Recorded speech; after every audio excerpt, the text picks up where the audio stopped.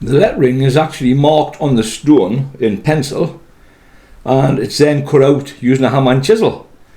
Then on each segment of the letter there's 2 or 3 holes drilled. I've actually zoomed in on the stone so you can see that. A square of lead placed over the letter, and it's beaten and beaten with a hammer until the lead is pressed into the drill holes, and it's those drill holes what actually hold the lead in place, and it's then finally chiseled back to the shape of the lettering. So when you take the lead out, chances are there's going to be lead left inside the drill holes. You've got to pick them out as well. To the best of my knowledge, I'm the only company in the United Kingdom that offers to do this service. Other ones, stonemasons, monument masons, they want to take the stone away to their workshop.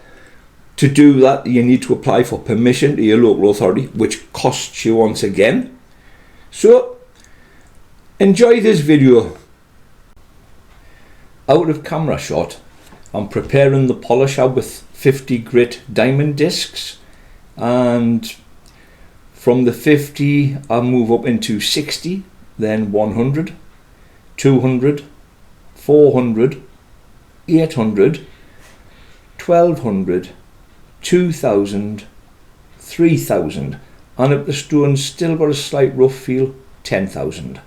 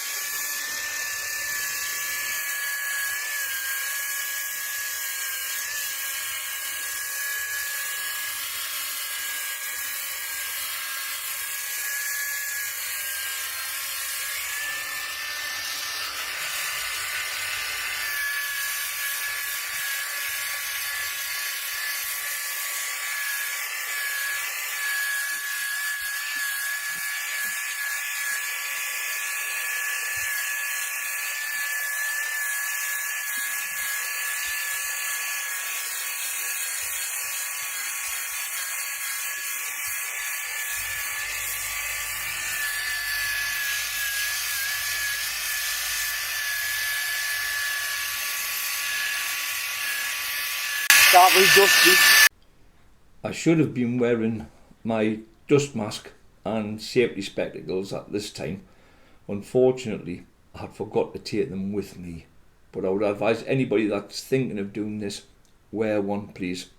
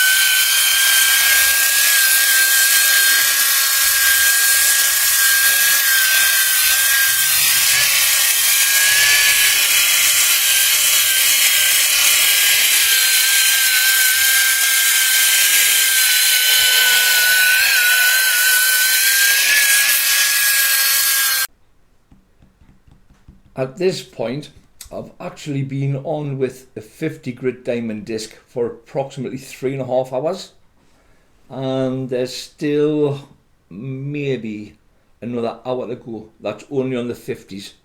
Then I've got to go up through the different discs, the 200s, 4s, 6s, all the way up to 3000. And as I said before, if the stone isn't as smooth as glass, a 10,000 disc. So it is very time taking and painstaking, to be honest with you. 2 minutes, I'll just clean this stone off.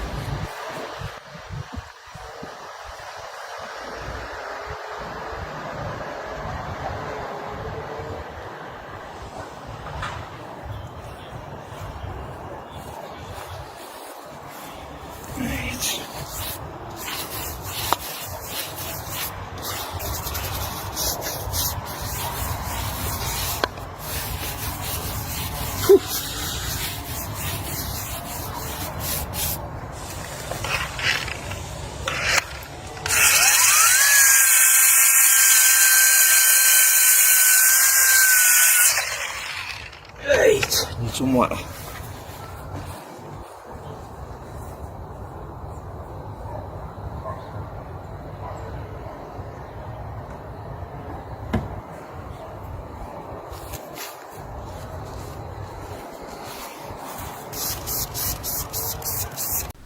What I'm actually spraying on the stone is just a very weak mixture of washing up liquid and water.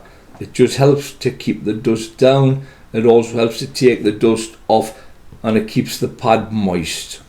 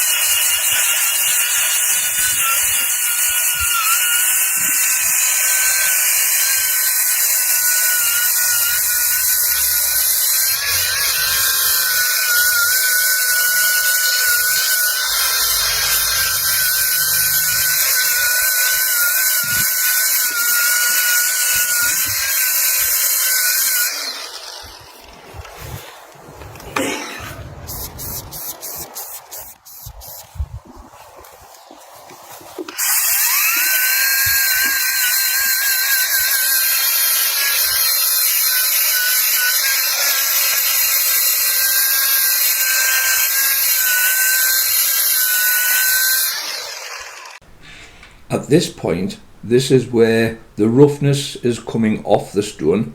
So I drop the speed down from number 6 to number 2. It's not as harsh, it's obviously not as fast, so it's not removing too much of the face of the marble.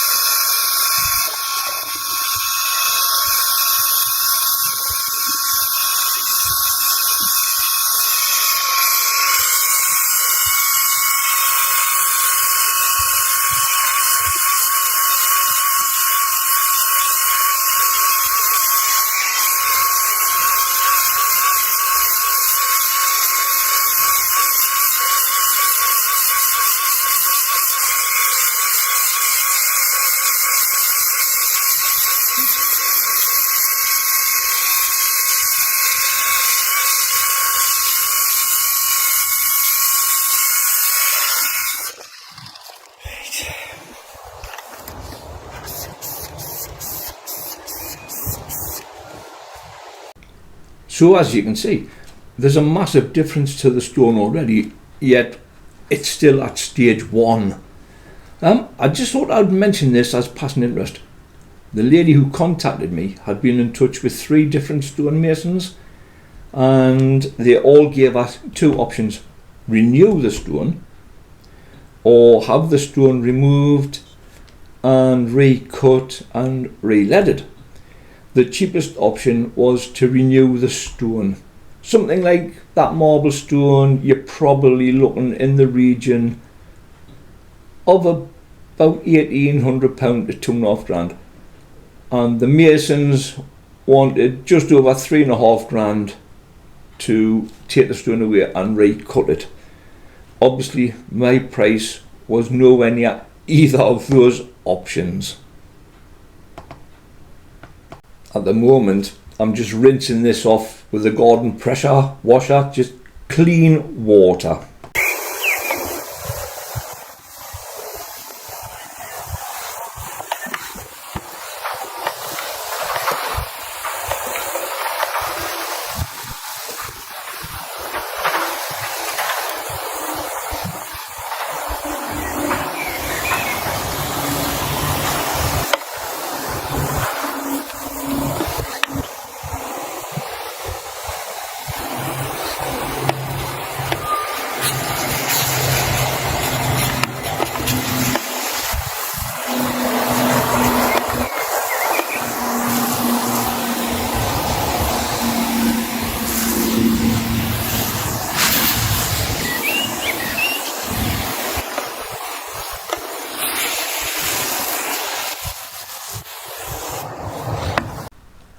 At this point I've actually edited a lot of footage out because I'm just repeating exactly the same thing I've done but going through the different discs, and now it's time to start using a chemical cleaner. The chemical cleaner I use is called D2.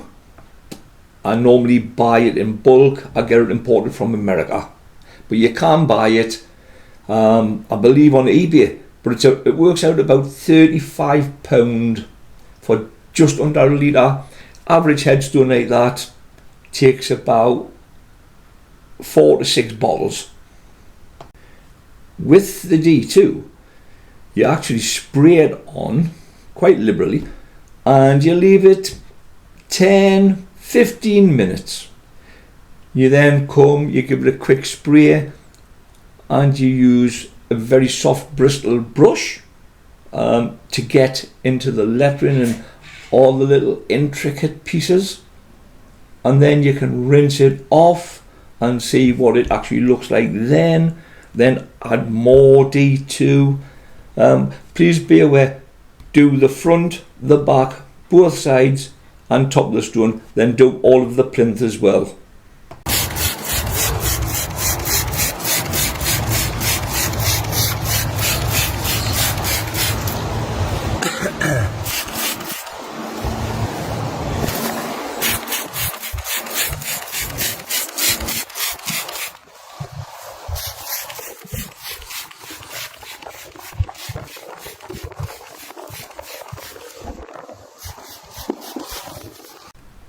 At this point the stones actually had 5 coatings with D2, and I'm on the last run. I'm just leaving it 15 minutes there, and then I come back, give it a wash down with soapy water, and then I start using the hand held diamond pads, which this pad is a 5000, and all that's going to do is it's going to leave the stone very, very smooth.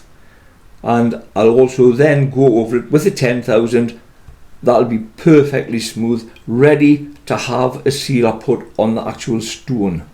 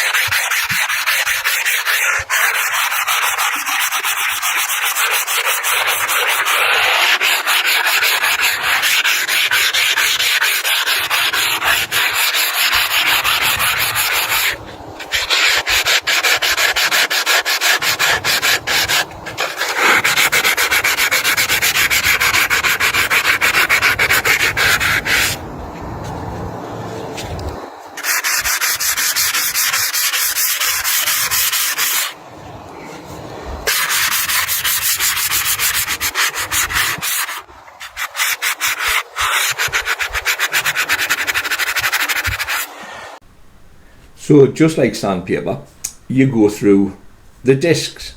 The handheld pads, exactly the same. The only difference, when you sand wood, you sand with the grain. I think on marble you get a better finish if you sand across the veins. Now, if you look at marble, you'll see veins travel different ways. So you might have to cut across one vein going say up and down. You might have to go across, sort of left to right. But I find it's a much better finish if you actually cut across the veins. Leaves it much more smoother. Now, I have edited a piece out because I found another 4 stains that the discs weren't doing, the hand discs weren't doing anything. So I had to reuse the polisher and then come back onto the discs.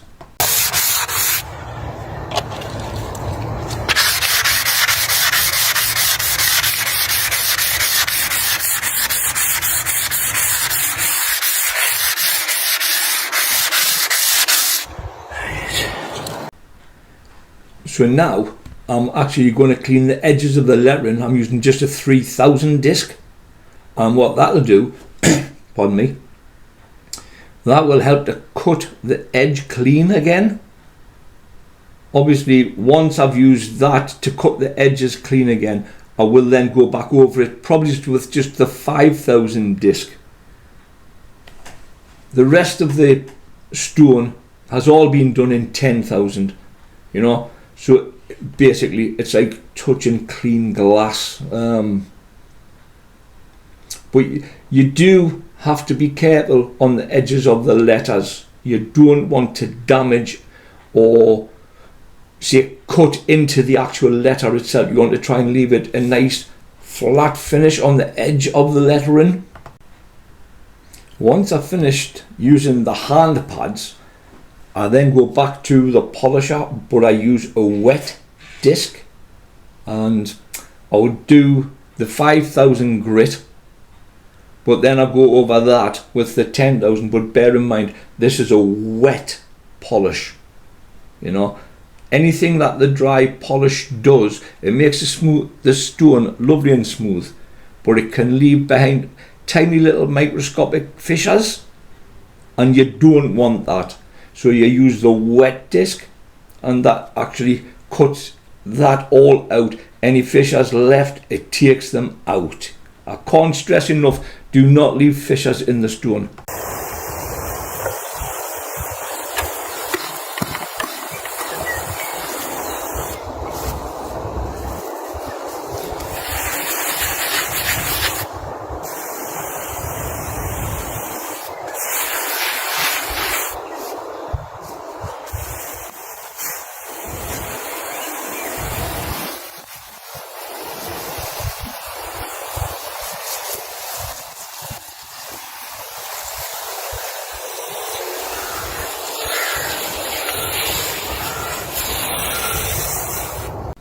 After rinsing it off, it has its final coat of D2, and there's the result there.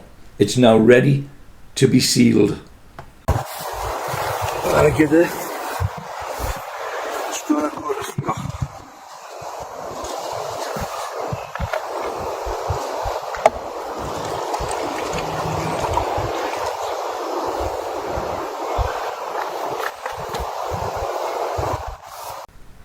So now it's time to apply the sealer. Now, on a marble stone, you need to use a breathable sealer because marble is a porous stone. It needs to breathe, and if it's been raining prior to you doing this work, the inside of the stone could still be wet because it would absorb the water. That's how the stones turn dirty in the first place, because they take in the dirt from the atmosphere got in the rain and that. So you use a breathable sealer, and it allows the stone to breathe, and the excess water can still get out, but the sealer helps to stop any marks coming on, i.e. from litching or birds droppings, you know. the bird dropping will go on the stone, but if you apply the sealer two times a year, the bird droppings will just wipe off and they won't actually burn onto the stone.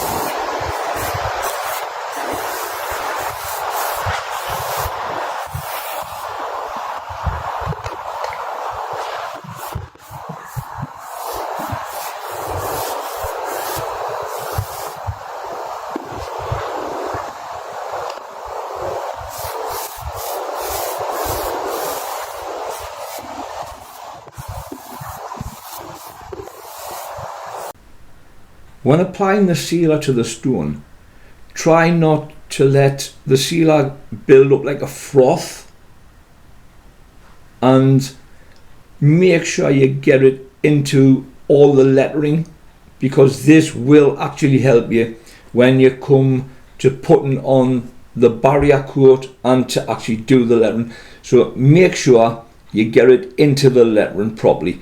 I tend to give it 3 coats, sometimes even 4, before I start to do anything else.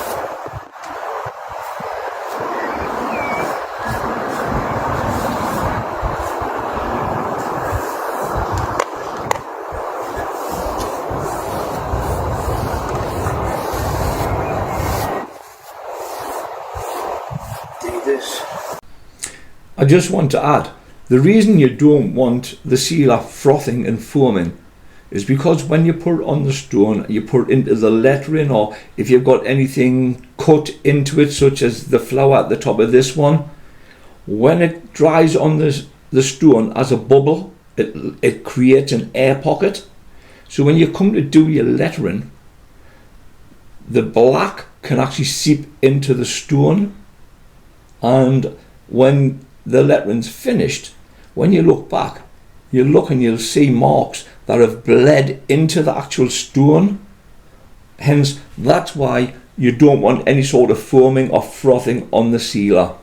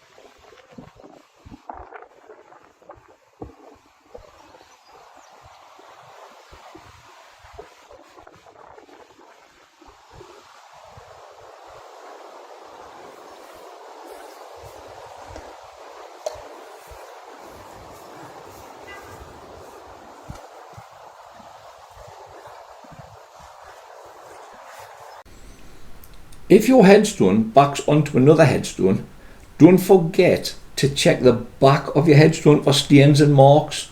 That's what I'm doing there. I found a couple of small marks, so I'm putting some more D2 on. I can't get a polisher in, so it's only going to be D2.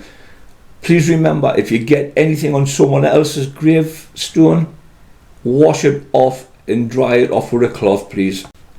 This third coat of sealer I left for 30 minutes to dry in. That way I could put the barrier over the top. As you can see there, it's a gold colour, but it won't mark the face of the stone because it's had the sealer put on in preparation. There you can see the black background, which is went on ready to enhance the lettering, and the lettering will follow very shortly. Clean off the excess black, and that's what you're left with, the end result. Now, once that's done